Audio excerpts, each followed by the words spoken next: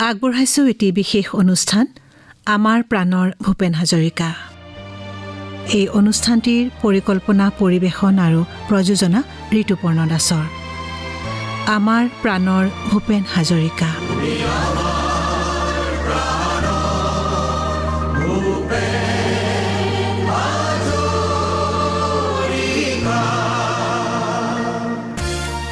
আমাৰ প্ৰাণৰ ভূপেন হাজৰিকা অনুষ্ঠানৰ সাদৰ শ্ৰোতা, আপোনাক নমস্কাৰ।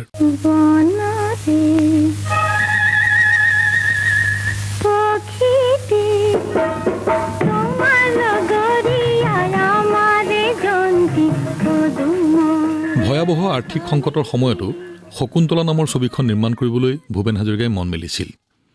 কালিদাসৰ অভিজ্ঞানম শকুন্তলমক আধাৰ কৰি শকুন্তলাৰ কাহিনী তেওঁ নিৰ্বাচন কৰিলে। পিছে কাম আৰম্ভ কৰিবলৈ হাতত কমেও ৫,০০০ টকা লাগে। ৰাধা ফিল্মছ ষ্টুডিঅ'ই কেইদিনমান বিনামূলীয়াকৈ তেওঁক শ্বুটিং কৰিবলৈ দিলে। কাৰোৰে পৰা টকা ৫,০০০ নোপোৱা সময়তে তেওঁ হঠাৎ লগ পোৱা এগৰাকী বান্ধৱীৰ স্বামীক ৫,০০০ টকা ধাৰলৈ খুজিলে। চুক্তিপত্ৰত চহী কৰোঁতে চলচ্চিত্ৰৰ পৰা পোৱা ধনেৰে ধাৰ মাৰিব বুলিও ক'লে। বন্ধুজনে তেওঁক টকাখিনি দিছিল আৰু যথাসময়ত ভূপেন হাজৰিকাই সেই টকা ঘূৰাইও দিলে।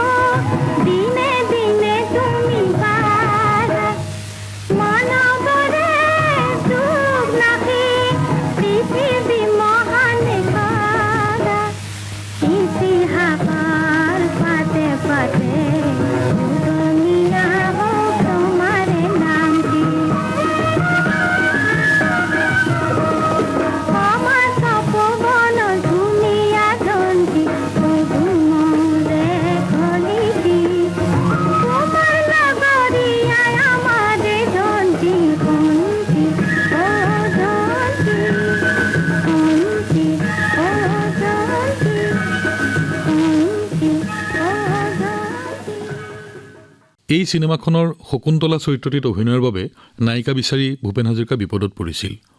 বহু ঠাই তেওঁ ছোৱালী বিচাৰি ফুৰাৰ সময়ত কেতিয়াবা অপদস্থ হ'বলগীয়া হৈছিল।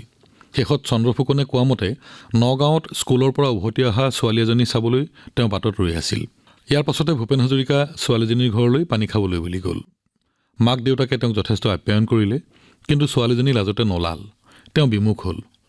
পাছত এবাৰ পাৰ্ক ষ্ট্ৰীটত এজনী ধুনীয়া ছোৱালী দেখি তেওঁৰ সৈতে চিনা পৰিচয় হ'ল। BA পঢ়ি থকা যুৱতীগৰাকী কালীঘাটৰ পাণ্ডাৰ ছোৱালী আছিল। দেউতাক আৰু যুৱতীগৰাকীক সন্মত কৰি অৱশেষত ভূপেন হাজৰিকাই শকুন্তলা চৰিত্ৰটোৰ বাবে তেওঁকেই নায়িকা ঠিক কৰিলে। তলুগুটি কোন কোটি লটি ঘটি কচু পাতৰ নাই, যেই হাতে আঙঠি নাই সেই হাতে কেনেকে পায়, ঐ ৰাম সেই হাতে কেনেকে পায়।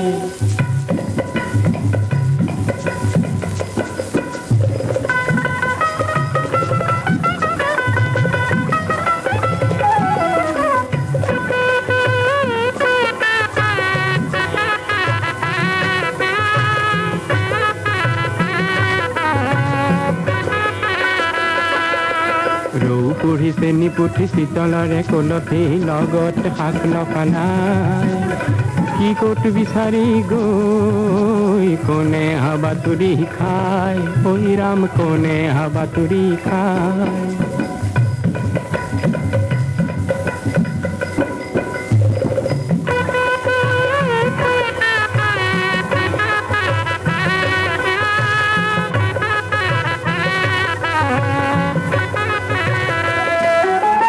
মৎস্যকন্যায়ে ঐ ৰাম আঙুঠি হেৰুৱালে ঐ ৰাম, হে পানী তুলিবলৈ গৈ ঐ ৰাম পানী তুলিবলৈ গৈ, চিকমিকে আঙুঠিয়ে ঐ ৰাম দৰিদ্ৰ জনৰে ঐ ৰাম, হে গৃহ উজ্বলালে গৈ ঐ ৰাম গৃহ উজ্বলালে গৈ। তলুগুটি কোন কোটি লটি ঘটি কচু পাতৰ নাই, যেই হাতে আঙঠি নাই সেই হাতে কেনেকে পায়, ঐ ৰাম সেই হাতে কেনেকে পায়।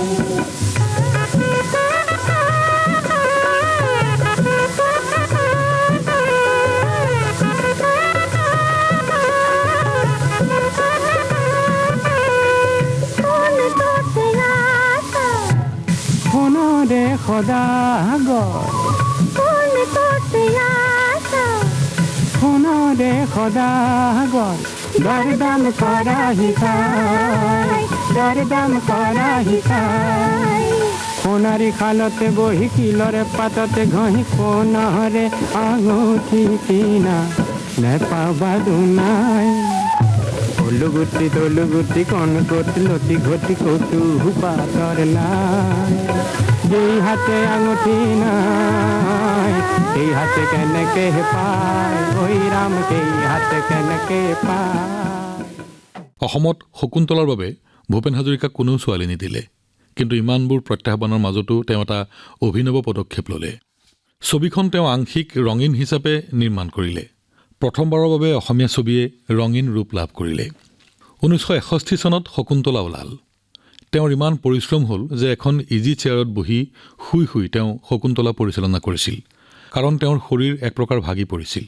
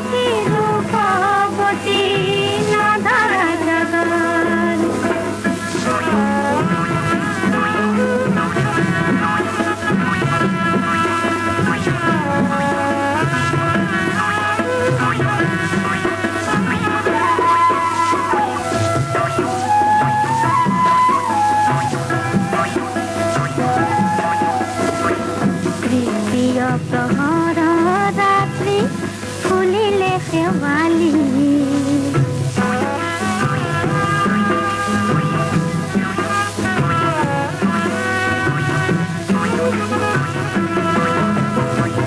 प्रीतिय प्रहर रात्रि ফুলিলে শেৱালি কেতেকীয়ে তোমাৰ হিয়াত পৰাছিলে ঢালি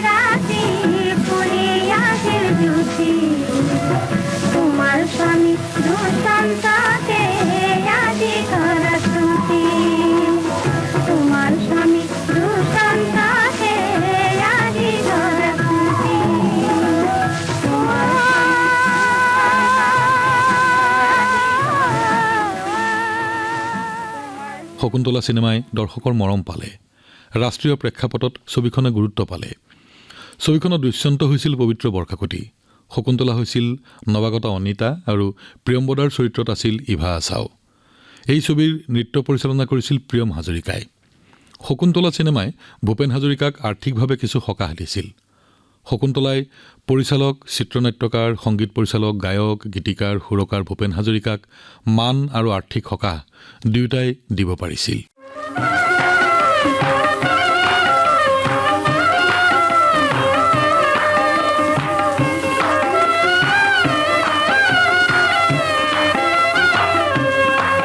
বিরাজে কি সাজে প্রকৃতিরে জিয়রি মিলন দেখি হাঁকে সখী নিজকে পাহরি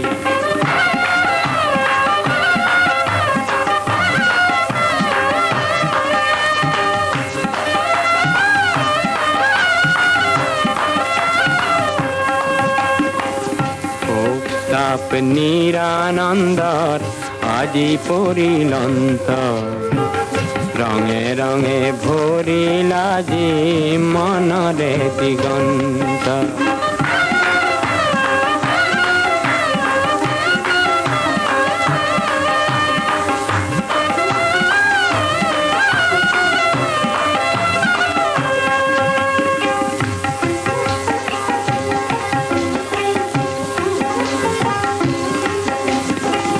শকুন্তলা দুষ্যন্তরে মনতাজি হর্ষ পুত্র ভরতর নামে হল ভারত বর্ষ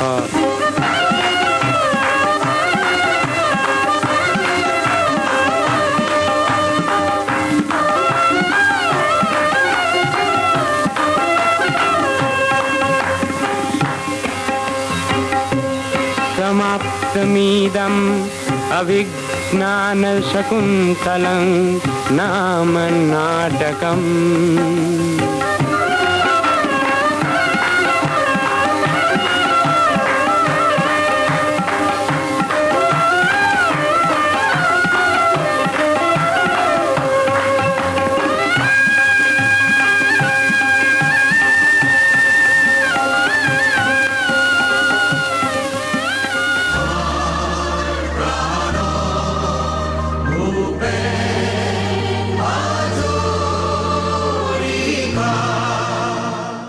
ডক্টৰ ভূপেন হাজৰিকাই নিৰ্মাণ কৰা তৃতীয়খন অসমীয়া চিনেমা আছিল প্ৰতিধ্বনি 1965 চনৰ 22 জানুৱাৰীত গুৱাহাটী নগাঁও যোৰহাট আৰু শিৱসাগৰত প্ৰতিধ্বনি ছবিখনে মুক্তি লাভ কৰিছিল মানিক ৰাইটং নামৰ খাচী লোককথাৰ আধাৰত ছবিখন নিৰ্মাণ কৰা হৈছিল 1962 চনত ভূপেন হাজৰিকা শিলঙলৈ গৈ দীৰ্ঘদিন তাত থাকি খাচী সমাজৰ পৰম্পৰাগত সাজ পোছাক খাদ্যাভ্যাস ৰীতি-নীতিৰ বিষয়ে অধ্যয়ন কৰিছিল খাচী জয়ন্তীয়া লোকসংগীত বাদ্যযন্ত্ৰৰ বিষয়েও অভিজ্ঞতা গোটাই পাহাৰ আৰু ভৈয়ামৰ খাচী আৰু অসমীয়াৰ সম্প্ৰীতিৰ এনাজৰীডাল তেওঁ কটকটীয়া কৰি এটা কাহিনী নিৰ্বাচন কৰিছিল সকলো পৰিকল্পনা কৰা হৈছিল যদিও ছবিখন নিৰ্মাণৰ বাবে খৰচ কৰিবলগীয়া ধনখিনি নথকাত তেওঁ বিপদত পৰিছিল পইচাৰ চিন্তাই বিব্ৰত কৰা ভূপেন হাজৰিকা এবাৰ গুৱাহাটীলৈ আহোঁতে তেওঁৰ সাংস্কৃতিক সুহৃদ ৰত্ন ওজাক প্ৰতিধ্বনি চিনেমাৰ পৰিকল্পনা আৰু টকা পইচাৰ সমস্যাৰ বিষয়ে ক'লে।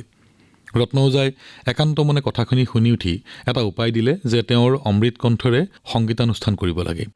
ৰাইজে আগবঢ়োৱা ধনেৰে তেতিয়া ছবিখন কৰিব পাৰিব। ভূপেন হাজৰিকাও তাকেই কৰিবলৈ প্ৰস্তুত হ'ল। মনোৰঞ্জন, জনজাগৰণ আৰু অৰ্থ সংগ্ৰহ এইকেইটা একেলগে হোৱাৰ উদ্দেশ্যেৰে বৰপেটাৰ পৰা ভূপেন হাজৰিকাই সংগীতানুষ্ঠানৰ যাত্ৰা আৰম্ভ কৰিলে। অসমত গান গায় আৰু ৰাইজে মৰমত যি দিয়ে তাৰেই প্ৰতিধ্বনিৰ বাবে পুঁজি যোগাৰ কৰিব বুলি তেওঁ সিদ্ধান্ত ল'লে। তেনেকৈ কাম কৰিব পৰাকৈ পুঁজি যোগাৰ হ'ল।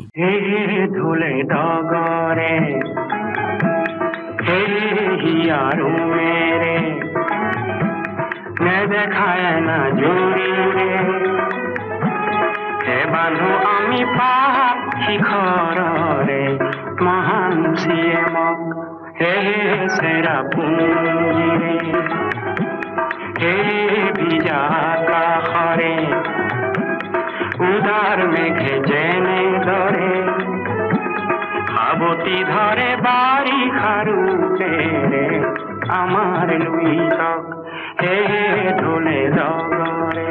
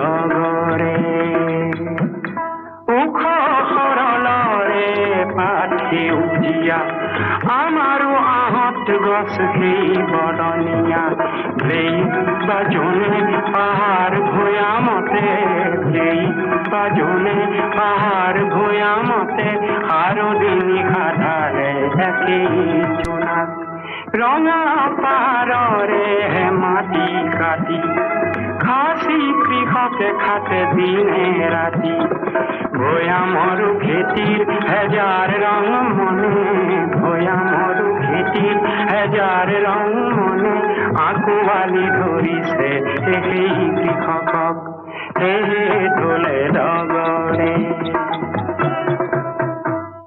1964 চনৰ ছেপ্টেম্বৰত প্ৰতিধ্বনিৰ শ্বুটিং আৰম্ভ হ'ল। প্ৰতিধ্বনি চিনেমাৰ বহিৰ্দৃশ্য গ্ৰহণ কৰিছিল চেৰাপুঞ্জীত। ছবিখনৰ লিয়ান মাকাও কোন পাহাৰ শিখৰতে, হে হে ঢোলে ডগৰে, ঐ ঐ আকাশ শুব এই গানকেইটা অমৰ সৃষ্টি হিচাপে পৰিগণিত হ'ল।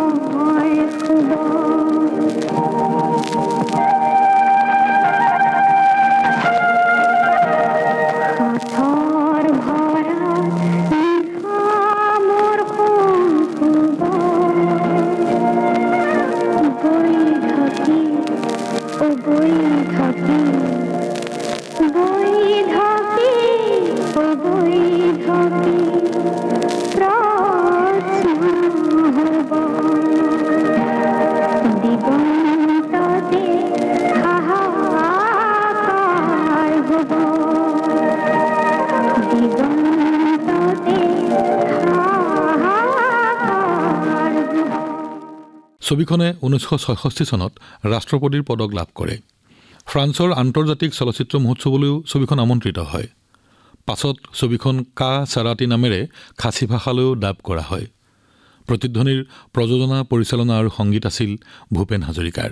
চিত্ৰগ্ৰহণ আছিল বিজয় দেৰ। অভিনয় কৰিছিল বিষ্ণুপ্ৰসাদ ৰাভা, ফণী শৰ্মা, ইভা আচাও, বিদ্যা ৰাও, পবিত্ৰ বৰকাকতি আদি। লিয়েন মাকা কোন কোন পাহাড় শিখৰতে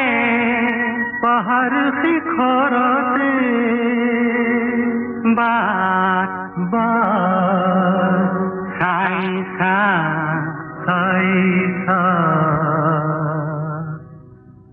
সুৰৰ পজা কিয় উদং ৰাখিম অকলশৰে মই কিমান কান্দিম তাকে এক মনে ভাবিছা।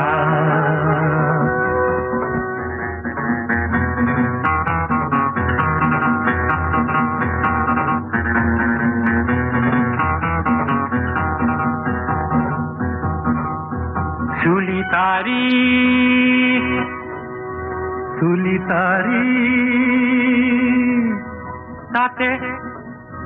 তাতে দিয়েং দিয়ে পাতৰ ৰং সানিছা সেই ৰং লাগি হাঁ শৰতি বাহিৰ সুৰধনী তুমি শুনিছা।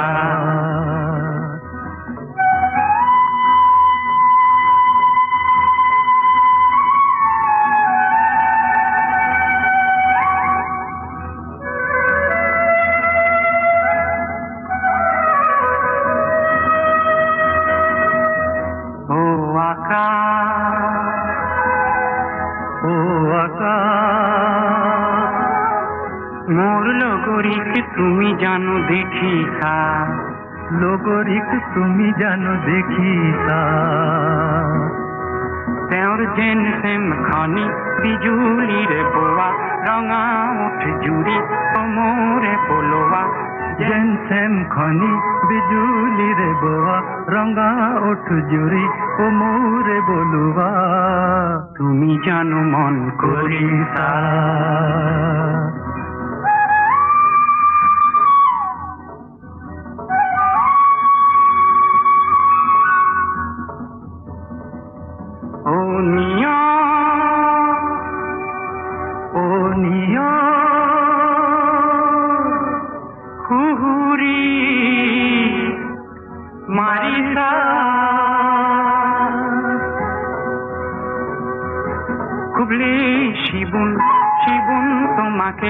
খুবলে শিবন তোমাকে মোৰ মানসী দেহাৰে ভাজ হে মোৰ মানসী দেহাৰে ভাজ কোমলতা তুমি খানিছা।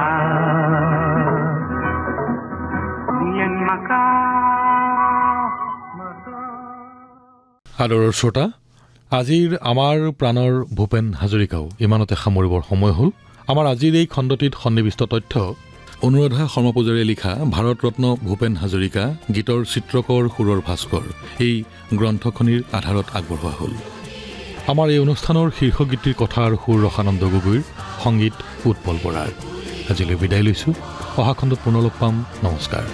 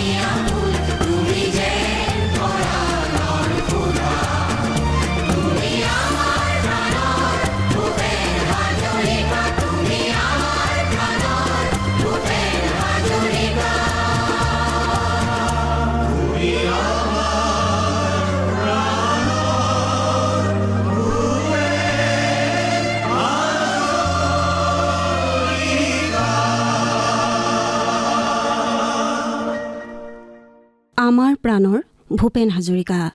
অনুষ্ঠানটিৰ পৰিকল্পনা, পৰিৱেশন আৰু প্ৰযোজনা ঋতুপৰ্ণ দাসৰ।